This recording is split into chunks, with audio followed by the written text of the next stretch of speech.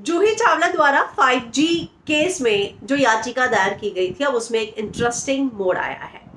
आप सभी जानते ही हैं कि 4 जून को ये याचिका दायर की गई, जिसमें 5G को चैलेंज किया गया था, उसके दुरुपयोग और इन सारी चीजों को लेकर एक याचिका दायर की गई, जो जूही चावला और अन्य 2 लोगों ने दायर की थी।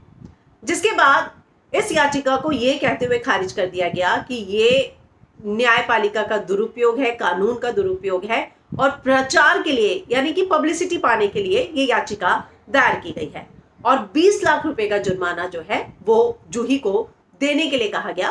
पिछले हफ्ते ये कहा गया कि ये जो 20 लाख का जुर्माना है ये 1 हफ्ते के भीतर देना होगा, लेकिन अब जो है इस पूरे केस में एक नया मोड़ आया है और जो जस्टिस संजीव नरूला है उन्होंने अब खुद को मामले से अलग कर लिया है और उन्होंने कहा है कि अब ये दूसरी बेंच को पूरा मामला ट्रांसफर करते हैं और अब इस मामले की सुनवाई जो है दूसरी बेंच 29 जुलाई को करेगी। तो अब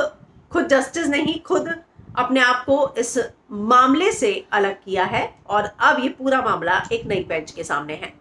हालांकि जहां तक बात है जूही की, उन्होंने अब 20 लाख रुपए का जुर्माना भरने से इनकार किया है और उनके वकील की दलील है कि अगर ये पूरा केस मुकदमे के लेवल तक पहुंचा ही नहीं था तो इस पूरे केस को खारिज कैसे किया जा सकता है, जिसकी दलीलों को सुनने के बाद ही अब जो है खुद जस्टिस संजीव नरूला ने कहा है कि मैं जो है अपने आप को इस मामले से अलग करता हूं और ये पूरे मामले को हम दूसरे बेंच की ओर ट्रांसफर करते हैं, जो अब इस पूरे मामले की सुनवाई जो है 29 जुलाई को करेगी।